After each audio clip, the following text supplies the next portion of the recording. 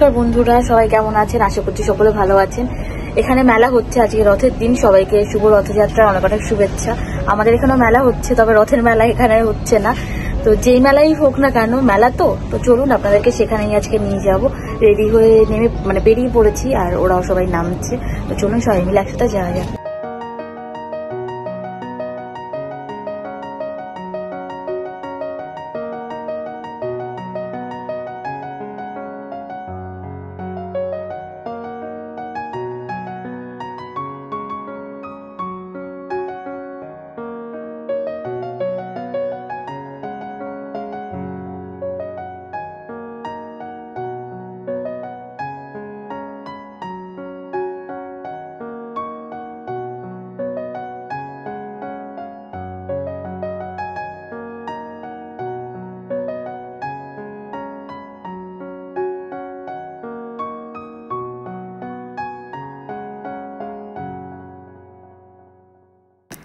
এতক্ষণ অবধি মোটামুটি ঠিকঠাকই ছিল।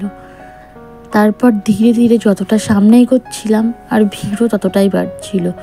যারা আমাদের ঠাকুরনগর বারুণী মেলায় বা মতুয়া মহামেলায় গিয়েছেন তারা তো জানবেনই যে কি প্রচণ্ড ভিড় হয়, মানে এক প্রকার ঠেলাঠেলি মারামারি বেঁধেছে। এখানেও তার ব্যতিক্রম কিছু হয়নি। এখানে ঢুকে আমি পুরো অবাক হয়ে গিয়েছি।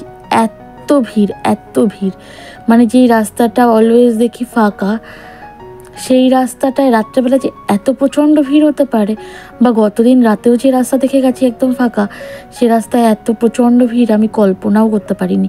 একটা টাইম পর তো এমন হলো যে আমি শুধুমাত্র মানুষের মাথা দেখতে পাচ্ছিলাম, আর সামনে কিচ্ছু দেখতে পাচ্ছিলাম না। তো চলুন এবার বলি এই উৎসব উদযাপনের কারণ। তানাবাতা কথাটির অর্থ হলো সপ্তম সন্ধ্যা। এটি একটি স্টার ফেস্টিভ্যাল এবং এটি একটি জাপানিজ উৎসব যা চীনা কিক্সি উৎসব থেকে উদ্ভূত হয়। এটি ওরিহাইম এবং হিকোবশি দেবতাদের মিলন উদযাপন করার একটি উৎসব, যা যথাক্রমে ভেগা এবং আলটেয়ার দ্বারা প্রতিনিধিত্ব করা হয় বা করে। And Tanabata festival, as part of the celebrations, it is a custom to write a wish on a colored strip of paper called tanajaku and hang it up on bamboo.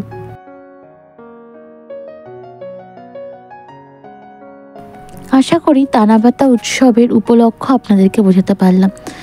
তো চলুন, আমিও যেহেতু আপনাদের মতো প্রথমবার এই উৎসবকে নিজের চোখের সামনে দেখব বা চাক্ষুষ দেখব, তাই এনজয় করি এবং আপনাদের সাথেও শেয়ার করি। আর এদিনকে ছিল মারাত্মক গরম, তার মধ্যে এতটা ভিড়, একদম যাতা অবস্থা হয়ে গিয়েছিল, বা একদম হাঁসফাঁস করতে হচ্ছিল গরমে।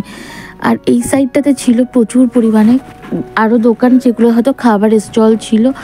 ও আমি অ্যাকচুয়ালি এই সাইডটাতে যাইনি, আমার হাজব্যান্ড গিয়েছিল। আর এই টাইমটাতে আমরা সবাই হারিয়ে গিয়েছিলাম বলতে একটা গ্রুপ চলে এসেছিলো এই দিকে, আমার হাজব্যান্ড, আমাদের উপরের ঘরের রীতা, গৌরব, আরও অনেকে, তারা চলে এসেছিলো এই সাইডে, এবং আমি, প্রণব আর টিনা চলে গিয়েছিলাম রাস্তার অপোজিটে, কারণ আমাদের প্রচণ্ড গরম লাগছিল।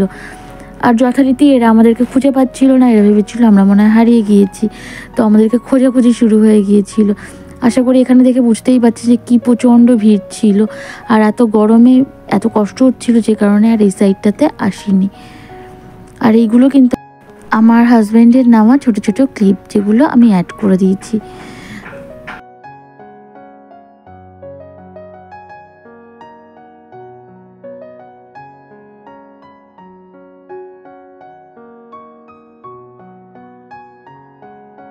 এখন দাঁড়িয়েছিলাম সিগন্যালে দাঁড়িয়ে রাস্তার অপর প্রান্তের অবস্থা একবার দেখুন, আর এই সাইডের অবস্থাটাও একবার আপনারা দেখুন যে কি ভীষণ ভিড় রয়েছে। সত্যি আমি কি বলবো, এতটা যে ভিড় হবে আমি কল্পনাও করিনি। ভেবেছিলাম যে ভিড় হবে যেহেতু আরও ছুটির দিন, তবে এতটা যে ভিড় হবে আমি সত্যিই কল্পনা করতে পারিনি। আর এখানটাতে ছিল একটা ইন্টারেস্টিং জিনিস, যেটা আমি শুনে এতদিন ধরে এসেছি, বা কার্টুনে দেখেছি। তো চলুন সেই ইন্টারেস্টিং জিনিসটা আপনাদের সাথে একটু পর শেয়ার করছি। যেখানে একটু ফাঁকা পাবো সেখানে যে আপনাদেরকে দেখাবো, কারণ বললামই তো দেখুন এত ভিড়, আমি শুধুমাত্র মানুষের মাথায় দেখতে পাচ্ছিলাম। মানে এদেরকে দেখুন, হাতে করে যে ছোট্ট ছোট্ট হ্যান্ড ফ্যানগুলো হয় সেগুলো নিয়ে নিয়ে ঘুরছে, এতই মারাত্মক গরম ছিল।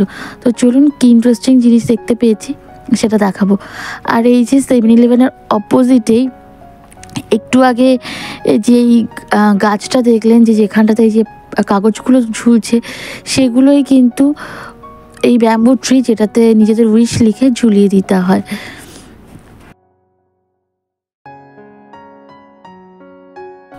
আর এই সেই ইন্টারেস্টিং জিনিসটা ছোটোবেলায় অনেকেই হয়তো কার্টুনে দেখে থাকবেন যে এখানে এরকম ছোট্ট ছোট্ট জলের পাত্র থাকে আর তার ভিতর থাকে মাছ, এবং আপনার হাতে এরকম একটা ছাঁকনি দেওয়া হবে যেটা থাকবে কাগজের, এবং আপনাকে যে কাজটি করতে হবে সেটি হলো এই কাগজের ছাঁকনি দিয়ে মাছগুলো তুলতে হবে।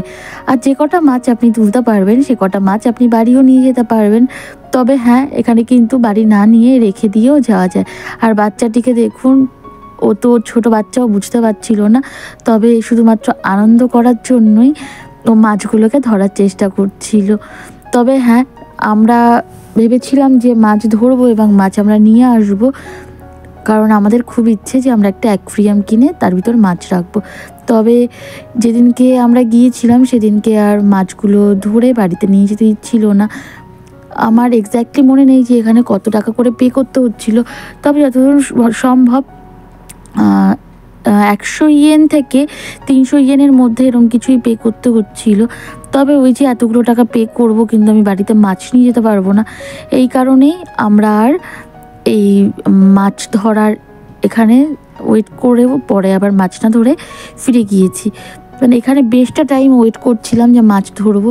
এই যে রীতা, আমি দাঁড়িয়েও ছিলাম অনেকটাক্ষণ।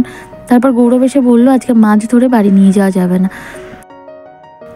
এখানে এত কিছুর মধ্যে একটা জিনিস দেখে আমার দৃষ্টি আকর্ষণ করলো, সেটা হলো মহিলাদের সাজগোজের জিনিস, মানে ওই মালা, চুড়ি, এই সমস্ত।